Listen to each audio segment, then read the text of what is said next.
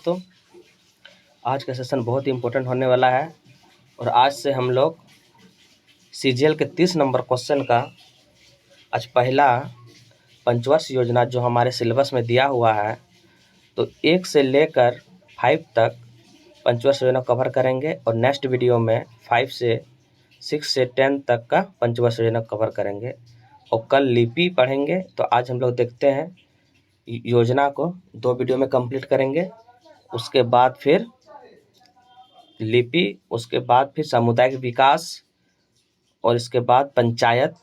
ये 5 चैप्टर पहले कंप्लीट करेंगे, उसके बाद नोबल इस सब में जाएंगे। चलिए स्टार्ट करते हैं। आज का सेशन बहुत ही इम्पोर्टेंट होने वाला है कि आज का सेशन पंचवर्ष योजना से है। तो हम लोग चले देखते हैं। पंचवर्ष योजना में योजना अवकाश एक शब्द आता है, योजना अवकाश। हमारे जब जवाहरलाल नेहरू थे तो पंचवर्ष योजना, प्रथम पंचवर्ष योजना 51 से 56 तक चली गई थी। उसके बीच बीच में 3 अवकाश रहे, क्योंकि पहले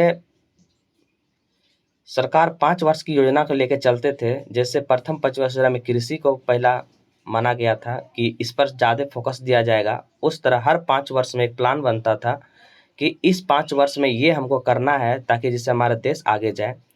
इस योजना के तहत काम होती थी, लेकिन मोदी साहब आते ही पंचवर्ष योजना को हटा के नीति आयोग लेते आए। तो चलिए हम लोग देखते हैं जी। तो सबसे पहले हम लोग देखते हैं योजना अवकाश।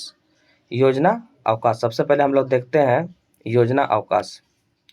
तो प्रथम 5 ईयर प्लान से 12वें 5 ईयर प्लान के बीच कुल 3 बार अवकाश हुआ है। कितना बार? अगर आपसे पूछ दे योजना अवकाश कितना बार हुआ है तो 3 बार हुआ है। प्रथम 1960 से 69 के बीच हुआ था, तीसरी पंचवर्ष योजना और चौथी पंचवर्ष योजना के बीच में हुआ था। नेक्स्ट देखते हैं कारण क्या था उसके बीच में। भारत पाक संघर्ष और भारत में सूखा के कृषि के कारण कृषि संकट। तो बोल देगा कारण क्या था योजना अवकाश का, तो भारत पाक संघर्ष और भारत में सूखा के कारण। ये 2 आप याद रखेंगे, भारत पाक संघर्ष और भारत में सूखा के कारण कृषि संकट। इस बीच 3 एकक वर्ष योजना भी बनी। जब ये कारण आई तो सरकार ने 3 एक वर्ष योजना भी बनाई। यानी पहला देखते हैं 1966 से 67, इसी के बीच में हरित क्रांति भी आई थी। इसी के बीच में क्या आई थी? हरित क्रांति भी आई थी। प्रथम कृषि उद्योग आदि, प्राथमिकता क्या दिया था? कृषि उद्योग आदि। दूसरा जो आया था 67 से 68, कब आया था? 67 से 68। और तीसरा जो आया था 68 से 69। और आपको बोलेगा 66 से 67 जो पहला आया था हरित योजना अवकाश, उसमें हरित क्रांति को एकक ईयर प्लान जो बनाया था उसमें हरित क्रांति जो हमारे वाथुनमन साहब थे, भारत के हरित क्रांति के जनक, वही इसको लाया था हरित क्रांति को 66 से 67 में। अगर आपसे क्वेश्चन पूछ दे कि हरित क्रांति का जनक भारत के श्री स्वामीनाथन जी सबसे पहली बार कब लाए थे, तो 66 से 67 में हरित क्रांति का उदय हो गया था। 67 से 68 और 68 से 69। चलिए अब नेक्स्ट देखते हैं। अब देखिए अनवरत योजना भी चली। अनवरत योजना तो हुआ क्या, जब 1977 में इंदिरा सरकार हार गई तब मोरारजी देसाई जो जनता पार्टी की सरकार बनी, जिसने पंचवर्ष योजना 1974 से 78 को 1 वर्ष पहले ही समाप्त कर दिया गया और लाया गया था 78 से 80 अनवरत योजना। क्या लाया था? 78 से 80 क्या लाया था? अनवरत योजना। इसमें क्या देखिए 1977 में इंदिरा गांधी सरकार हार गई और मोरारजी देसाई जनता पार्टी की सरकार बनी, जिससे पंचवर्ष योजना 1 साल पहले ही चौथी पंचवर्ष योजना, पांचवी पंचवर्ष योजना 74 से 78 1 वर्ष पहले ही समाप्त कर दिया गया था। और वो जो उसी वक्त में अनवरत योजना लाया गया था। आपसे क्वेश्चन में पूछता है अनवरत योजना कब लाया गया था? 78 से 80 के बीच में। चलिए नेक्स्ट देखते हैं। 5वीं पंचवर्ष योजना एकमात्र पंचवर्ष योजना है जो 4 वर्ष तक चली। आपसे ये भी क्वेश्चन पूछ सकता है कि कौन सा पंचवर्ष योजना जो है सिर्फ 4 वर्ष की चली थी, तो 5वीं पंचवर्ष योजना 74 से 78 सिर्फ 4 वर्ष तक ही चली थी। नेक्स्ट देखिए मोरारजी देसाई ने 1978 में अनवरत योजना इसको होता है रोलिंग प्लान की शुरुआत की, जिसकी वैधता 5 वर्ष रखी गई थी। ये भी आपसे क्वेश्चन पूछ सकता है, कितना वर्ष रखी गई थी, तो 5 वर्ष रखी गई थी। जो मोरारजी देसाई 1978 में अनवरत योजना, इसी को बोलते हैं रोलिंग प्लान की शुरुआत की, जिसकी वैधता कितना वर्ष रखी गई थी, तो 5 वर्ष रखी गई थी। पुनः 1980 में जब इंदिरा सरकार आती है, 1980 में इंदिरा सरकार आती है, वो क्या करते हैं, उसको समाप्त कर देते हैं अनवरत योजना को, और 2 वर्षों के 1980 में ही अनवरत योजना को समाप्त कर दिया गया और छठी पंचवर्ष योजना शुरू कर दी गई। तो जैसे आए इंदिरा गांधी सरकार फिर जैसे बनी, वो 1980 अनवरत योजना को समाप्त कर दिया गया और छठी पंचवर्ष योजना की शुरुआत कर दी गई। नेक्स्ट देखते हैं 90 से 92। राजनीतिक अवस्था के कारण 2 वर्ष की अवकाश रहा और 5 वर्ष के जगह 2 वर्ष 1 वर्ष की योजना भी चली। तो कब 90 से 92, पहला चला 90 से 91, पहला चला 90 से 91, पहले से 91 और 91 से 92। तो राजनीतिक एकता के कारण 2 वर्ष की अवकाश रहा और 5 इयर्स प्लान के जगह 1 वर्ष योजना चली भी थी 90 से 92। अब स्टार्ट करते हैं, आखिर पंचवर्ष योजना का उद्देश्य क्या था। यहाँ से भी क्वेश्चन पूछते हैं एग्जाम में कि आखिर पंचवर्ष योजना का उद्देश्य क्या रहा होगा। इसका उद्देश्य था गरीबों को दूर करना, जनसाधारण के जीवन स्तर को यथासंभव ऊपर उठाना।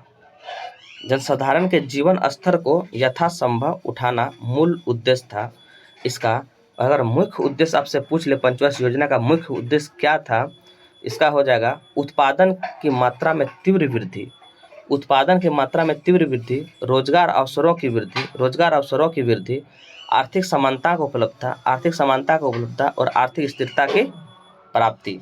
और एक बार अगर आपका मुख्य उद्देश्य पूछते, उत्पादन की मात्रा में तीव्र वृद्धि, रोजगार अवसरों की वृद्धि, आर्थिक समानताओं की उपलब्धता और आर्थिक स्थिरता की प्राप्ति, ये प्रथम पंचवर्षीय योजना के मूल उद्देश्य नहीं है। ये जितना भी 5 ईयर प्लान है उसी का ये मुख्य उद्देश्य था। नेक्स्ट क्वेश्चन देखिए। अब आते हैं प्रथम पंचवर्ष योजना। सबसे पहले हम लोग पढ़ेंगे आज प्रथम पंचवर्ष योजना। तो प्रथम पंचवर्ष योजना कब चली थी, सबसे पहले यहीं पे क्वेश्चन बन जाता है। तो प्रथम पंचवर्ष योजना 51 से 56 के बीच चली थी। कब? 51 से 56 के बीच प्रथम पंचवर्ष योजना चली थी। शुभारंभ हुआ था 1 अप्रैल 1951 को। याद रखेंगे शुभारंभ कब हुआ था, 1 अप्रैल 1951 को प्रथम पंचवर्ष योजना की शुरुआत हुई थी। इस योजना का अंतिम प्रारूप 1952 में प्रकाशित हुआ। अगर आपसे पूछ दे कि अंतिम प्रारूप कब प्रकाशित हुआ, तो ये याद रखेंगे अंतिम 1952 में प्रकाशित हुआ। भारत के प्रथम प्रधानमंत्री जवाहरलाल नेहरू ने भारत संसद में प्रस्तुत किया था। आपसे ये भी क्वेश्चन पूछ सकता है कि प्रथम पंचवर्ष योजना का अंतिम प्रारूप 1952 में प्रकाशित हुआ, उसमें प्रधानमंत्री कौन थे, तो जवाहरलाल नेहरू प्रधानमंत्री थे। कौन थे? जवाहरलाल नेहरू। यह योजना हेराल्ड डोमर मॉडल पर था। इसमें क्वेश्चन आपसे पूछ सकते हैं यह योजना किस मॉडल पे था, हेराल्ड डोमर मॉडल पे था।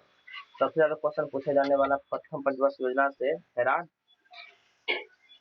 डोमर मॉडल पर था। इस योजना का मुख्य उद्देश्य द्वितीय विश्व युद्ध तथा देश के विभाजन के कारण जो आई थी स्थिरता, उसको समाधान करना। अगर बोल दे प्रथम पंचवर्ष का मुख्य उद्देश्य, इसमें आपका था कि द्वितीय विश्व युद्ध तथा देश के विभाजन के कारण उत्पन्न समस्याओं का समाधान तथा आर्थिक पुनः निर्माण करना था। नेक्स्ट देखते हैं क्वेश्चन। इसका मुख्य रूप से कृषि पर ध्यान केंद्रित था। इसका मुख्य रूप से कृषि पर यानी प्रथम पंचवर्ष योजना कृषि पर ध्यान केंद्रित था।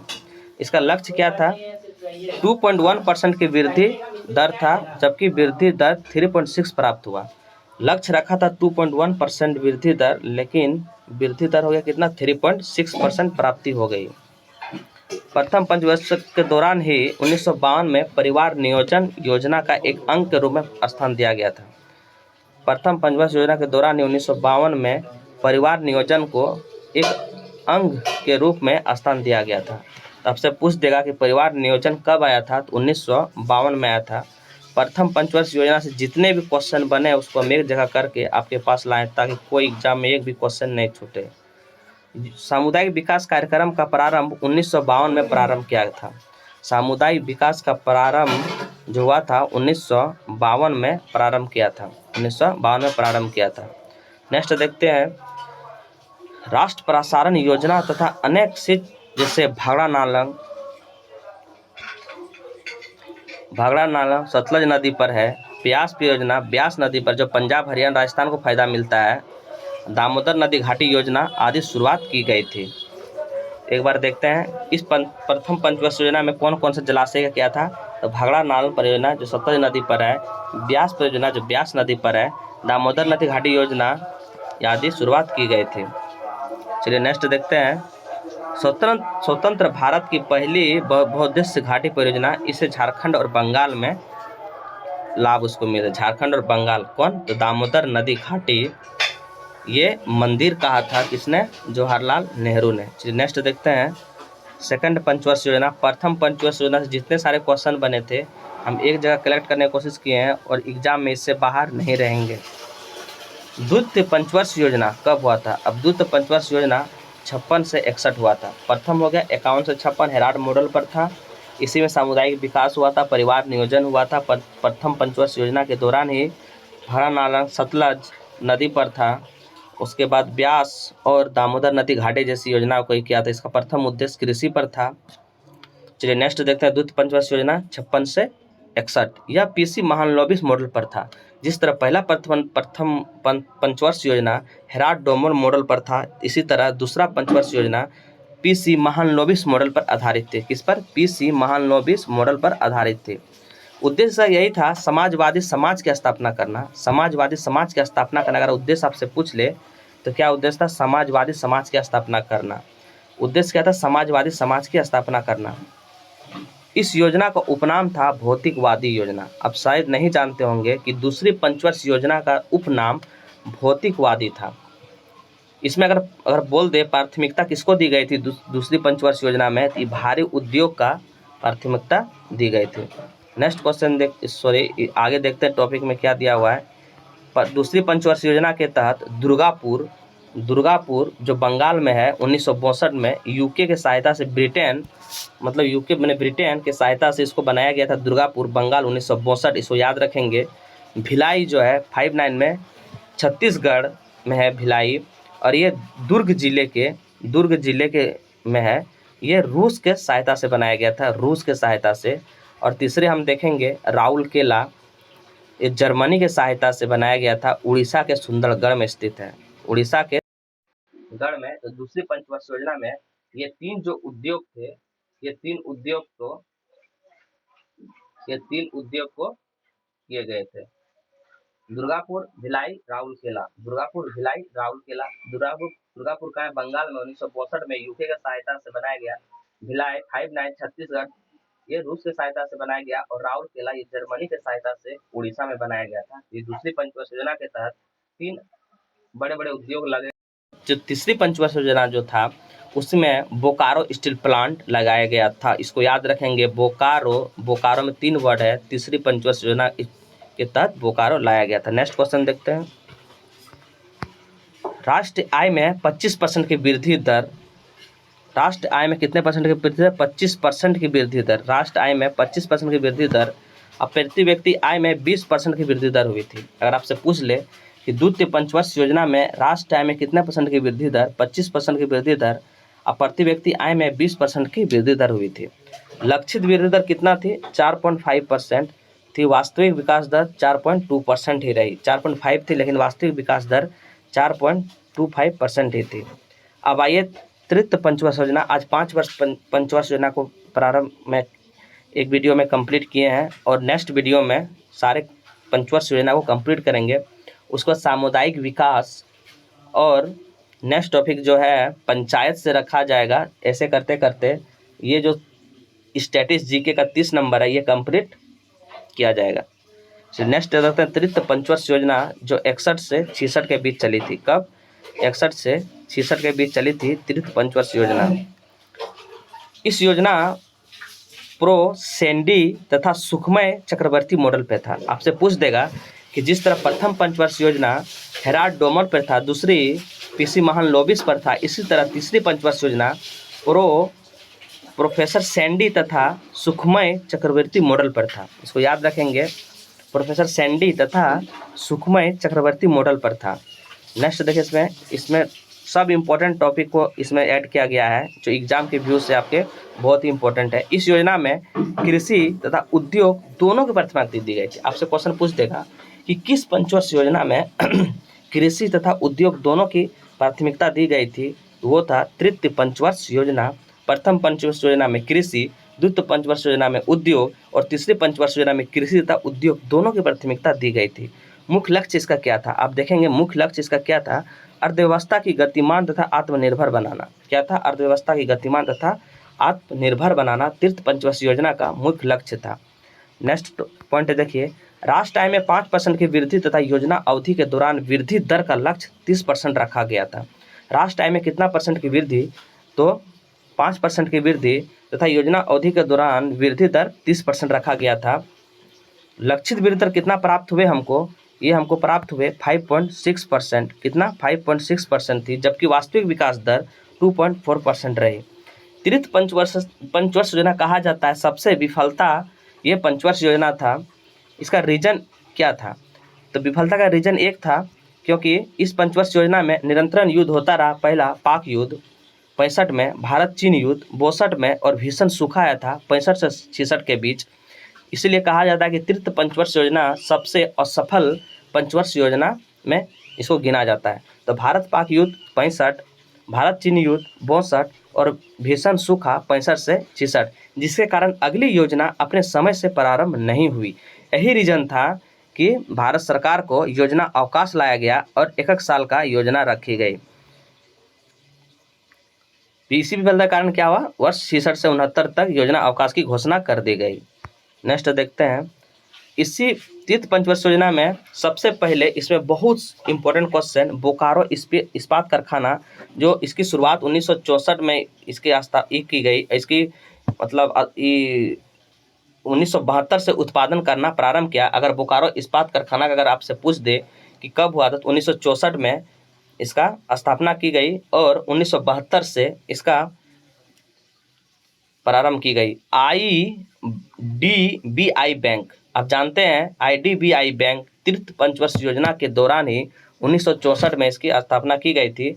और एक FCI और यूनियन बैंक, ये भी 1964 में तृतीय पंचवर्ष योजना के द्वारा ही इसको स्थापित किया गया था। FCI union bank, IDBI bank और बोकारो इस्पात कारखाना जैसे ये 3 चीज़ तृतीय पंचवर्ष योजना में 1964 में लाया गया था।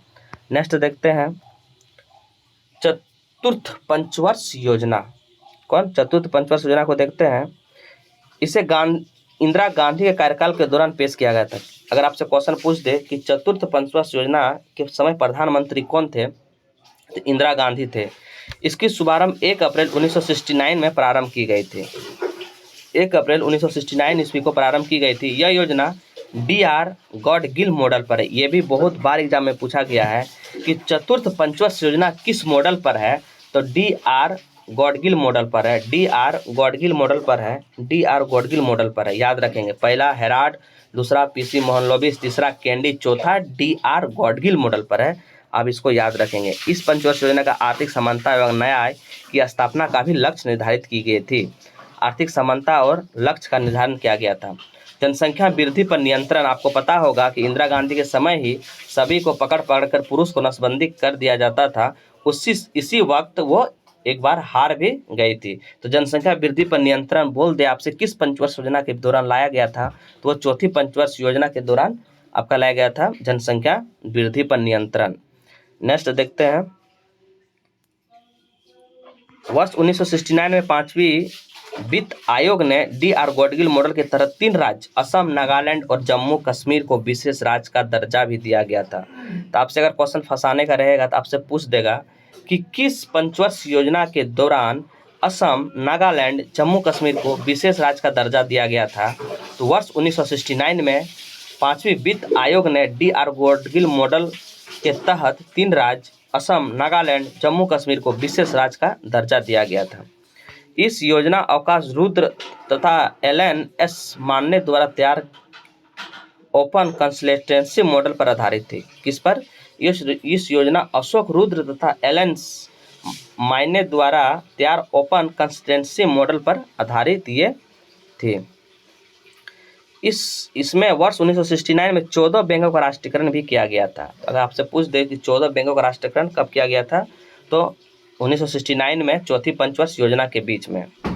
इस योजना का लक्षित वृद्धि दर 5.6 थी, जबकि वास्तविक वृद्धि दर 3.6% रखा गया था।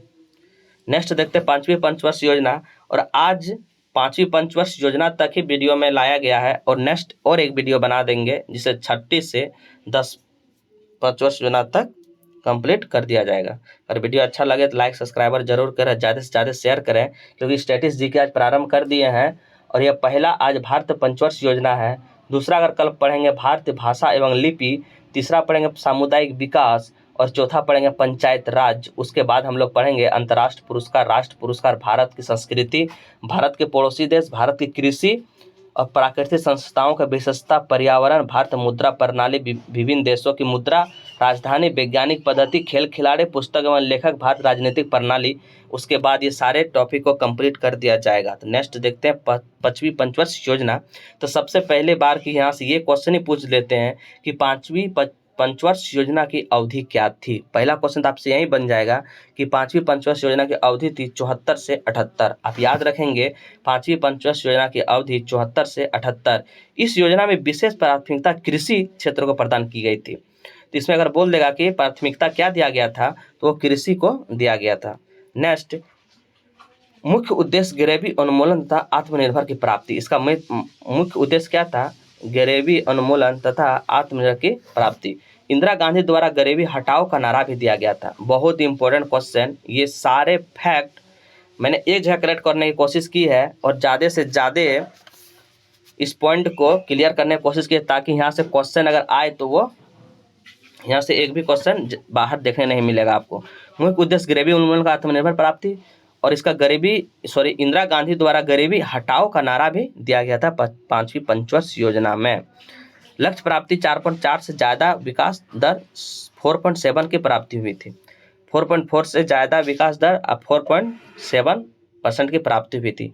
यह योजना अपने समय से पूर्व ही 1978 में जनता सरकार द्वारा घोषित किया गया था और इसको एक साल पहले ही इसको हटा दिया गया। इस योजना के दौरान काम के बदले अनाज और कार्यक्रम में शुरुआत की गई थी। क्या की गई थी? इस योजना के दौरान काम के बदले अनाज कार्यक्रम की शुरुआत की गई थी। अगर आपसे पूछ दे काम के बदले अनाज की शुरुआत की नारा कब दिया गया था, तो 77 से 78 के बीच में ये नारा को किया था। ये एग्जाम में बहुत बार आते हैं कि इस योजना में 20 सूत्री कार्यक्रम की शुरुआत की गई थी। बोल देगा कि 20 सूत्री कार्यक्रम की शुरुआत किस पंचवर्ष योजना के दौरान किया गया था? ये किया गया था पांचवी पंचवर्ष योजना 1975 में शुरुआत की गई थी। 20 सूत्री। अब इस समय ये भी क्वेश्चन पूछता है यहाँ से कि 20 सूत्री के समय प्रधानमंत्री कौन था? तो प्रधानमंत्री इंदिरा गांधी थी। इस योजना के दौरान कृषि एवं जनउपयोगी वस्तुओं को उत्पन्न करने वाले उद्योगों को बल दिया था। इस पंचवर्ष योजना के दौरान कृषि एवं जनउपयोगी वस्तुओं के उत्पादन उद्योगों पर बल दिया गया था।